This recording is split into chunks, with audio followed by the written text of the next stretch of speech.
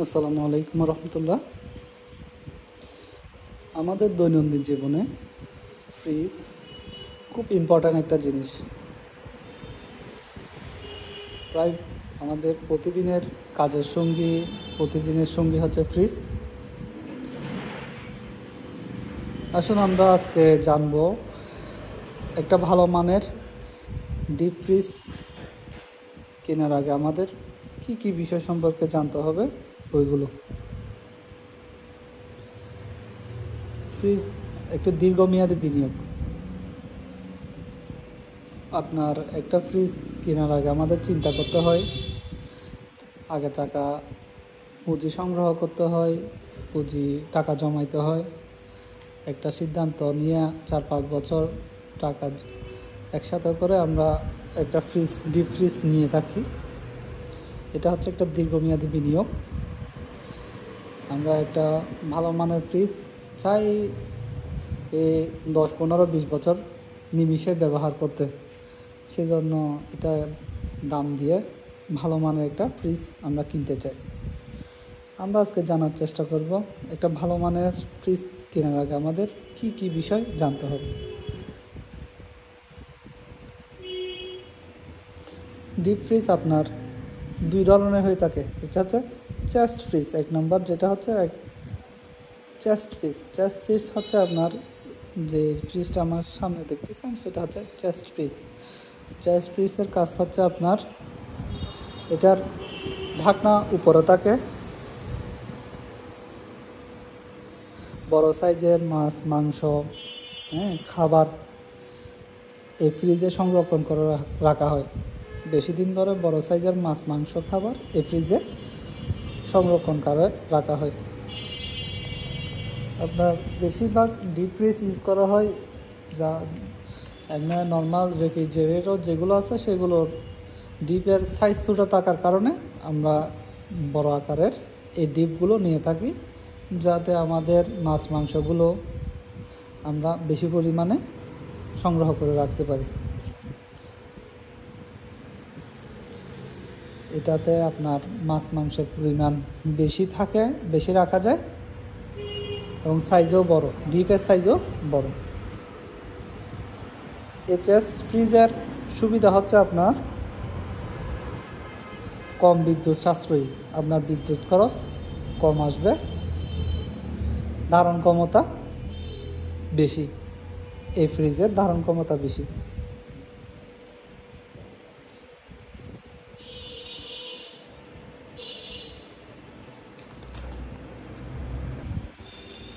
আরেকটা হচ্ছে আপনার ডোর ফ্রিজ হচ্ছে আপনার তাক সিস্টেম। আপনার আলাদা আলাদা করে আপনার বিভিন্ন রকমের মাছ মাংস আলাদা আলাদা করে আপনি রাখতে পারবেন ডোর ফ্রিজে। এটা হচ্ছে ডোর ডিপ ফ্রিজ, মানে এটার আলাদা বৈশিষ্ট্য হচ্ছে এটা থাক সিস্টেম।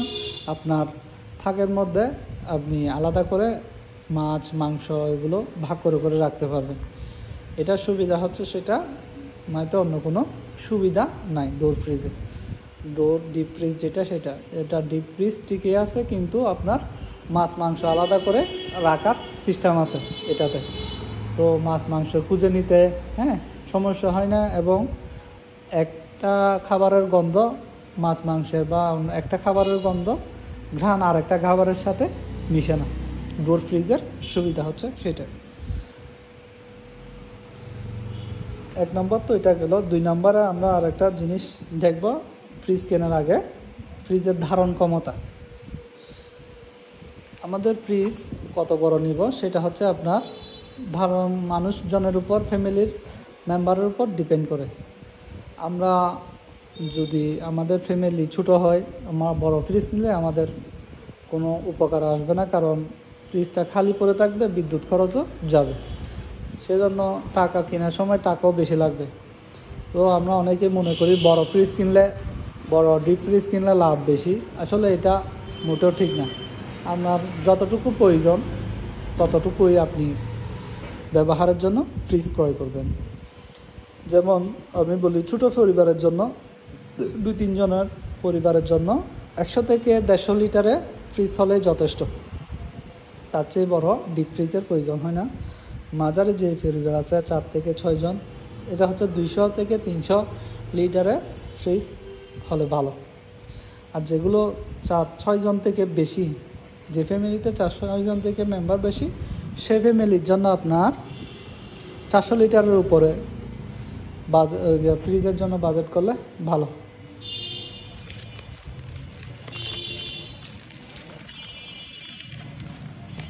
ফ্রিজ কেনার সময় 3 নম্বরে আমাদের যে জিনিসটি দেখতে হবে সেটি আপনার যে ফ্রিজটি ক্রয় করবেন সেটাতে আপনার ইনভার্টার সিস্টেম আছে কিনা, ইনভার্টার টেকনোলজি আছে কিনা দেখে নেবেন।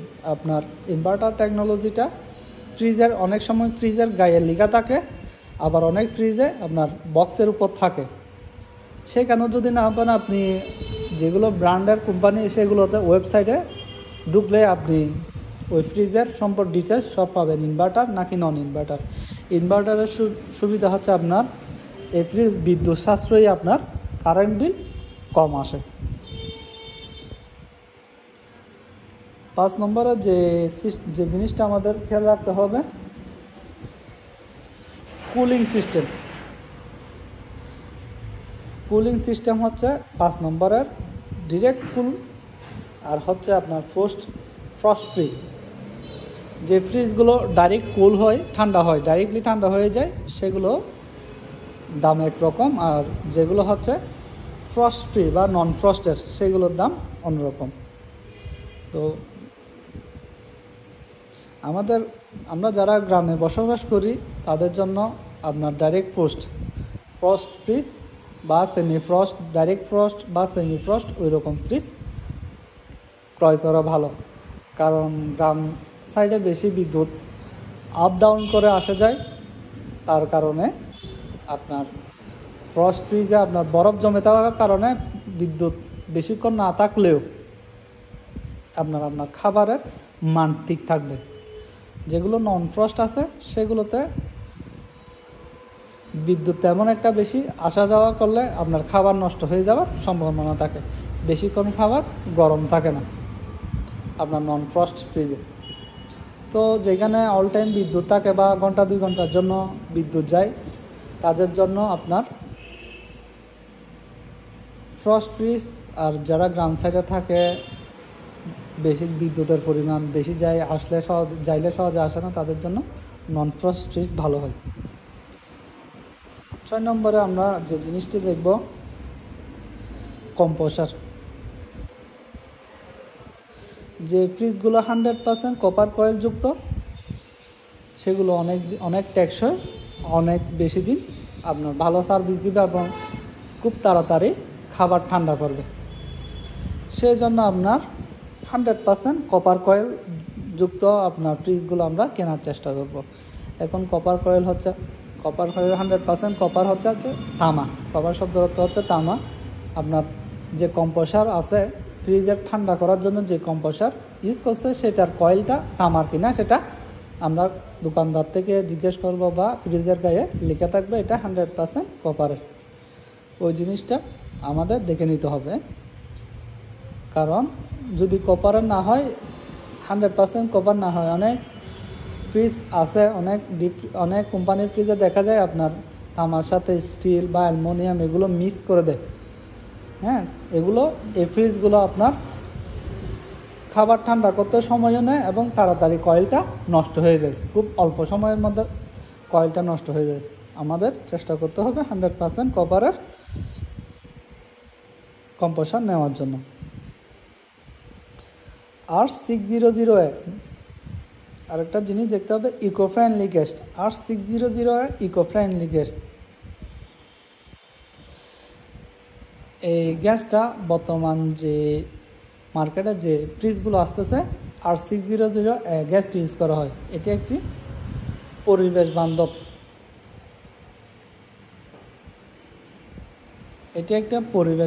গ্যাস। এই গ্যাস আপনার ফ্রিজের তাপমাত্রা নিয়ন্ত্রণ করে। আপনার ফ্রিজে যতটুকু তাপমাত্রা প্রয়োজন, সেই গ্যাসটা কতটুকুতে তাপমাত্রা আপনার নিয়ন্ত্রণ করে থাকবে। এইটা পরিবারের সদস্যদের বা ঘরের মধ্যে আবহাওয়ার কোনো ক্ষতি করে না। তো ইকো ফ্রেন্ডলি গ্যাস R600A, এই গ্যাসটা আমরা দেখে নেওয়ার চেষ্টা করব। আরেকটা খুব ইম্পর্ট্যান্ট জিনিস, সেটা হচ্ছে আপনার ভোল্টেজ। আমাদের গ্রাম অঞ্চলে বা দেশে বিদ্যুৎ অনেক বেশি আসা যাওয়া করে। এই অনেক বেশি আসা যাওয়া করার কারণে ঠাস করে বিদ্যুৎ আসে আবার চলে যায়। তো এটা ফ্রিজের ক্ষতি করে। এখন আমাদের আরেকটা জিনিস দেখতে হবে, আমাদের ফ্রিজে স্টেবিলাইজার সেট করা আছে কিনা। আপনি যখন ফ্রিজ কিনবেন, ফ্রিজের গায়ে লিখে থাকবে স্টেবিলাইজার ফ্রি। যদি স্টেবিলাইজার না থাকে তাহলে কি হবে, আপনার থেকে এক্সট্রা স্টেবিলাইজার ইউজ করতে হবে, এদিকে খরচ হবে। আর যদি আপনি স্টেবিলাইজার না দেন, আপনার ফ্রিজের মেয়াদকাল কমে যাবে। কারণ তাড়াতাড়ি কারেন্ট আসায় তাড়াতাড়ি কারেন্ট যাওয়ার কারণে আপনার ফ্রিজটি খুব অল্প দিনের মধ্যে নষ্ট হয়ে যাবে। স্টেবিলাইজার যদি থাকে, আপনার ফ্রিজের সাথে সাথে যদি কারেন্ট চলে যায় বা আসে, আপনার ফ্রিজের সাথে সাথে লাইন আসবে না। প্রথমে স্টেবিলাইজারটা লাইনটা নিবে, তারপর আপনার ফ্রিজে এই লাইনটা ট্রান্সফার দেবে। তো আমরা যখন ফ্রিজ কিনবো, আমাদের ফ্রিজের সাথে স্টেবিলাইজার ফ্রি আছে কিনা, সেট করা আছে কিনা, এটা দেখতে হবে। তা না হলে আমাদের ফ্রিজ বেশি দিন টেকবে না। আর একটা খুব ইম্পর্ট্যান্ট জিনিস, সেটা হচ্ছে ওয়ারেন্টি। যে ফ্রিজগুলো ওয়ারেন্টি বেশি দিনের দেয়, আমরা ওই ফ্রিজগুলো কেনার চেষ্টা করব। কারণ কোম্পানি একটা নির্দিষ্ট হিসাব করে আপনার গ্যারান্টিগুলো সেট করে। গ্যারান্টি দিলে তো আরও ভালো কথা। যদি ওয়ারেন্টি দেয়, বেশিরভাগ ফ্রিজে ওয়ারেন্টি থাকে। যদি ওয়ারেন্টি দেয়, আমরা 10 বছরের বেশি যে ফ্রিজগুলোতে 10 বছর বা 10 বছরের বেশি যে ফ্রিজগুলোতে ওয়ারেন্টি দিচ্ছে, ওই ফ্রিজগুলো নেওয়ার চেষ্টা করব। কারণ এই ফ্রিজগুলো 10 বছরের আগে নষ্ট হওয়ার সম্ভাবনা খুব কম থাকে। আরেকটা জিনিস ইম্পর্ট্যান্ট মনে রাখতে হবে, সেটা হচ্ছে সার্ভিস। যে কোম্পানির ফ্রিজ ক্রয় করতেছি, ওই কোম্পানির সার্ভিস কেমন। কোম্পানির দোকানদার বলবে আপনাকে 24 ঘন্টা 48 ঘন্টার মধ্যে সার্ভিস দিয়ে দেবে, বা আপনার ফ্রিজে কোনো ঝামেলা হলে ওরা সার্ভিস দেবে। দেখা যায় আপনি ফ্রিজ কিনছেন, 1-2 বছর হয়েছে, নষ্ট হয়ে গেছে, ওনাদের কাছে যাচ্ছেন, আসতেছেন ওয়ারেন্টি কার্ড নিয়ে, কিন্তু ওনারা কোনো ব্যবস্থা নিচ্ছে না। তাহলে ওই রকম কোম্পানি থেকে আমাদের দূরে থাকতে হবে। আর সার্ভিসের জন্য আমাদের প্রতিবেশীদের কাছ থেকে জেনে নিতে হবে কোন কোম্পানি ওরা ফ্রিজ ক্রয় করছে, ওদের ফ্রিজ নষ্ট হইলে কিভাবে সার্ভিস দেয়, সার্ভিস কোন কোম্পানি দ্রুত দেয়, সেটা প্রতিবেশীদের কাছ থেকে জেনে নিতে হবে। আর একটা সাইট হচ্ছে আপনার ব্র্যান্ড হচ্ছে ফ্রিজের জন্য খুব ইম্পর্ট্যান্ট একটা জিনিস। এখন বাজারে বিভিন্ন রকমের বিভিন্ন নামের ফ্রিজ আসছে। আমাদের চিন্তা করতে হবে আমরা কোন ব্র্যান্ডের ফ্রিজ নিব। যে ব্র্যান্ডগুলো বাজারে ভালো এবং নামি দামি ব্র্যান্ড, ওই রকম ব্র্যান্ডের ফ্রিজ ক্রয় করার চেষ্টা করব, যাতে করে আমরা কোনো রকমের সমস্যা হলে ফ্রিজে আমরা যাতে চেঞ্জ করে নিতে পারি, সেই দিকটা আমাদের বিবেচনা করতে হবে। কারণ নামি দামি ব্র্যান্ড না হলে দেখা যায় কোনো চায়না কোম্পানি আছে তেমন নতুন নামের, যা আমরা শুনিনি আগে কখনো, ওই রকম ব্র্যান্ড থেকে ফ্রিজ ক্রয় করা আমাদের মোটেও ঠিক হবে না। কারণ ওই ফ্রিজগুলো দেখতে সুন্দর হলেও তেমন একটা ভালো মানের ভিতরে জিনিস ব্যবহার করে না। সেজন্য আমাদের একটু নামি দামি ব্র্যান্ডের ফ্রিজ কিনতে হবে, যাতে করে আমরা ভালো একটা সার্ভিস পাই এবং একটা শক্তিশালী ব্র্যান্ড হিসেবে পরিচিত। এরকম ব্র্যান্ডের ফ্রিজ ক্রয় করলে আপনারা একটা ভালো সার্ভিস পাবেন, এবং কোনো রকম ঝামেলা হলে কোম্পানি এসে আপনাদের ফ্রিজটি ঠিক করে দিয়ে যাবে, বা একটা ভালো সার্ভিস পাবেন। আর যেগুলো দামি ব্র্যান্ড তারা সবসময় চায় ভালো কোয়ালিটির জিনিসপত্র ইউজ করতে, যাতে করে তাদের কোম্পানির একটা নাম বাড়ে। ফ্রিজ কেনার আগে আর কিছু নতুন নতুন ফিচার বর্তমান ফ্রিজগুলোতে আসছে, সেগুলো আমাদের দেখে নিতে হবে। যেমন ফ্রিজের মধ্যে LED light, door lock, low noise, inner basket, cooling system, এগুলো আছে কিনা আমাদের জেনে নিতে হবে। কারণ এগুলো হচ্ছে নতুন যেসব ফ্রিজ আসছে সেগুলোর নতুন ফিচার, সেগুলো দেখে নিলে আপনার একটা ভালো মানের আপনি ফ্রিজ ক্রয় করছেন সেটা আশা করা যায়।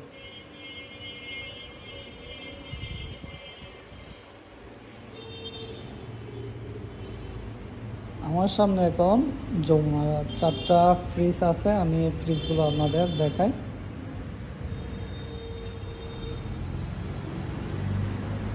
এটি হচ্ছে আপনার 10 বছরের ওয়ারেন্টি, আপনার 180 লিটারের ফ্রিজ। আপনার এই ফ্রিজের ক্যাপাসিটি হচ্ছে 180 লিটার, আপনার ওয়েট হচ্ছে 41.5 কেজি। আপনার রেফ্রিজারেন্ট যে গ্যাসটার কথা বলছি R600A, ফোমিং টেকনোলজি ইতালি, এটার ম্যানুফ্যাকচারিং জার্মান। এখানে আছে -20 best cooling system, R600A gas, stabiliser free, 5D cooling system, low noise, semi frost technology. এগুলো সার্টিফিকেশন যে কোম্পানিগুলো যে বড় বড় আপনার টেকনোলজিগুলো আপনার সার্টিফিকেট দিচ্ছে, এই সার্টিফিকেটগুলোর একটা করে লোগো দেওয়া আছে, কোম্পানিগুলোর একটা লোগো দেওয়া আছে।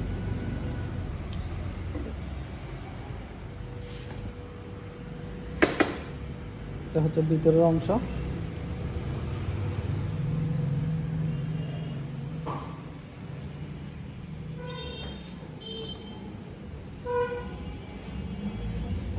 এখানে প্রত্যেকটা ফ্রিজ সব কিছু টেকনোলজি আপনার সেম, প্রযুক্তি সেম, সব কিছুতে সেম ফিচার ইউজ করা হয়েছে। কম্প্রেসর হচ্ছে আপনার 100% কপারের।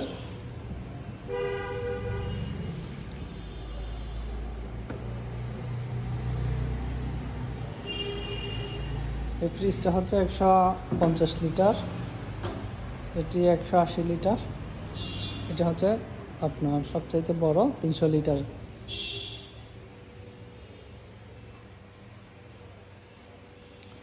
তো আপনারা যারা ডিপ ফ্রিজের প্রয়োজন বা ক্রয় করতে চান আমাদের সাথে যোগাযোগ করতে পারেন। আমাদের শোরুম হচ্ছে আপনার গুমডন্ডি ফুলতল। আপনি ফুলতল নেমে গুমডন্ডি রোড দিয়ে 1 মিনিট হাঁটলে বা আমার শোরুম গুমডন্ডির মোড় থেকে, আমাদের ফুলতলের মোড় থেকে আমাদের শোরুমটি দেখা যায়, বা আমাদের সাথে যোগাযোগ করতে পারেন, অথবা কারো কাছ থেকে জিজ্ঞেস করলে আমাদের শোরুমটি আপনাকে দেখিয়ে দিই।